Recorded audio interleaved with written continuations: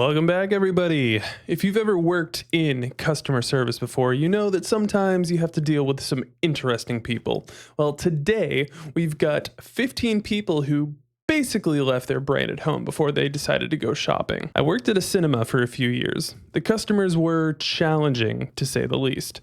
One time, we ran out of medium-sized soft drink cups. A woman asked for a medium Coke, and we explained we ran out of that cup size, but still had small and large. She looked at me and said, "Oh, okay, I'll have a medium Fanta instead." Cue the awkward conversation where you have to explain to the customer that the cup size is the important piece in this situation, and not the drink itself. A person came up to me asking about the prices of kayak rentals. I gave them the prices and told them that we were closed for the day as sunset was in 10 minutes. Confused, she said, "Sunset? I'm not from around here. What does that mean?" Where on earth do you have to be from to not know what the word sunset means? My brain hurts already.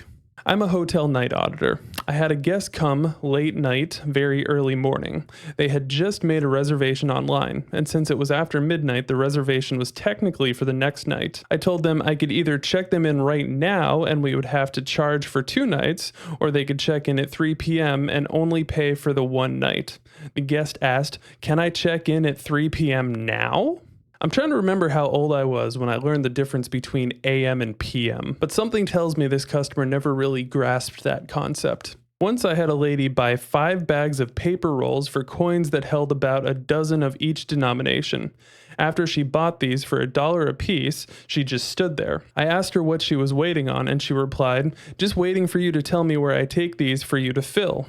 I looked at her dumbfounded and laughed. She asked what was so funny, and I explained that there was no such program, and if she found a place willing to give away $200+ on every bag, to please send me the address. Obviously, she asked for a refund. So she went to a store, let's say it was a Staples, and she bought one of them bags that holds empty coin rollers, and she thought that part of that purchase was going to include someone filling them with $200 worth of coins when she had spent $12 on the bag of the rolls? I am so confused right now. I worked in the lingerie store for a couple of years and once had a customer come in and try to return her used underwear to us. The type of underwear she was attempting to return has a little bit of silicone on the edge to stop them from riding up, and it had clearly become frayed from overwashing it. She claimed that it had been recently purchased and they must be defective. However, she couldn't produce a receipt. I got in touch with customer service and they were able to pull up her entire transaction history. She purchased them over 5 years ago. I'm not sure what I'm more disgusted by, the poor customer service individual who probably had to touch these things to inspect them to figure out whether or not they were returnable, or the fact that someone decided to try to return undergarments that were over 5 years old. In what world would you think that that would be okay? My ex worked at Disneyland and he got a lot of ridiculous questions on the regular, like, what time do the 9:25 fireworks start? He also had a lady ask him to turn down the air conditioner because her aunt was cold. They were outside. Apparently, a concerning amount of people think Disney parks are built in some kind of temperature-controlled dome. As cool as it would be to go to an outside excursion and have it be temperature-controlled, I don't think it would be a very cost-effective thing to do. And let's face it, places like Disneyland are already insanely expensive for what they are. Let's not make them more expensive by installing temperature-controlled domes. I used to work in the garden center at a big home improvement store. I once had a customer tell me they were looking for a plant but couldn't remember what it was called. I asked them to describe it and they said, "It's big and has leaves." I asked if they could be a little more specific and they said, "It's green." Yeah, that really narrows it down. I wonder if they ever found the plant that they were looking for with such specific and spot-on descriptions. I was working the service desk at a very popular department store on Black Friday. A guest wanted to return the Lion King DVD she had gotten. She handed me the receipt and looked at me expectantly. I asked her where the movie was, and she said she put it back. I told her that she had to physically have the movie in order to return it. She told me she was trying to make it easier on me so we didn't have to put it away later while the store was so busy. Yeah, okay. I think we all know that she was just trying to pull a fast one. And maybe she didn't leave her brain at home with the big scheme that she had, but she certainly didn't use her brain when she executed the plan. When my husband worked in Denali National Park in Alaska, he had a tourist ask him, "When do you let the animals out for viewing?" "Sir, it's a national park, not a zoo." You kind of just get what you get when you experience nature.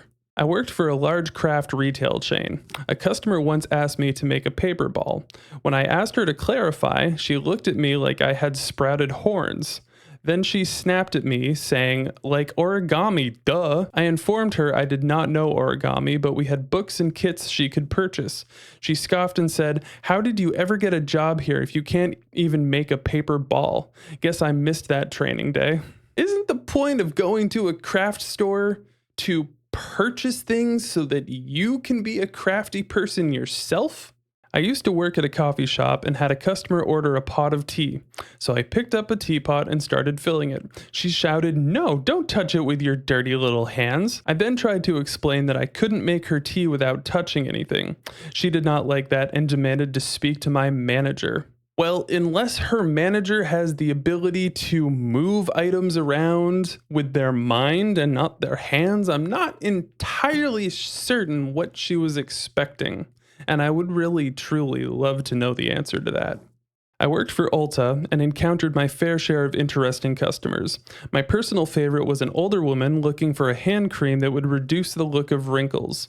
I directed her to a product that helps with just that and recommended she try out our tester. We were rather busy that day, so I asked if she had any questions about the product. She did not, so I told her I would be back to check on her in a bit after assisting another customer. While I was helping this other customer, my manager radios over the headset that this lady is basically scooping the product from the tester into her own jar. "Ma'am, I don't think that's what she meant when she said you should use the tester." I've never worked in a store like this before, but I have a strange feeling that things like this happen frequently, and not out of leaving your brain at home, but just out of the sheer fact that people will do things to, save a dollar. I work at a boutique that is owned by relatives of Adam Levine. The year Maroon 5 was playing the halftime show, I got a call asking if we were selling tickets to the Super Bowl at our clothing boutique. I mean, I don't know if that's entirely far-fetched, but I think at that point, Maroon 5 had gotten a little big for them to be trying to sell tickets out of their clothing boutique. I once had a customer complain that we didn't have the product he desired in stock anymore. He had his old container with him and couldn't find it. We did have it, but the packaging had recently changed. "It's not the same," he said. I turned both containers on their sides and showed him that both barcodes were exactly the same, but he refused to budge. Yeah, I mean, I'm not entirely certain what else you could have possibly done to convince this customer that the product was exactly the same. It doesn't say what kind of product it was, but I mean, aside from reading the description of the product, I really got nothing here. I could understand being confused by the packaging changing, but reading the description should have been an easy and clear indicator that it was definitely the same product, and then obviously the barcode. A woman asked me how to get out of the shop as we were standing in front of the exit. I turned my head to the door and walked away. Somehow I have a feeling this lady needs a GPS navigator to get, everywhere. That's quite alarming. Well, I've certainly had the pleasure of working in different retail stores over the last 10 years, and when I worked at Walmart, one of the most common odd requests that I would get would be people trying to get a discount on the product because the packaging was a little bit messed up. And I remember once when I was working in the electronics department, a customer came up with one of those DVD/VHS combination units. Yes, those are a thing. And The box was messed up and he asked for a discount on it. And I looked at him and I'm like, I mean, I could give you $1. And he's like, $1? I'm like, yeah, man, it's just the box and there's like 15 more on the shelf. You want me to grab one for you that isn't messed up? I swear, sometimes people just have to go out of their way to ask for really silly things. Now, if you've had the pleasure of working in customer service before, I would love to know what your most ridiculous customer interaction was. And if you don't have a story for me, then just put your favorite emoji in the comments down below. See you in the next one.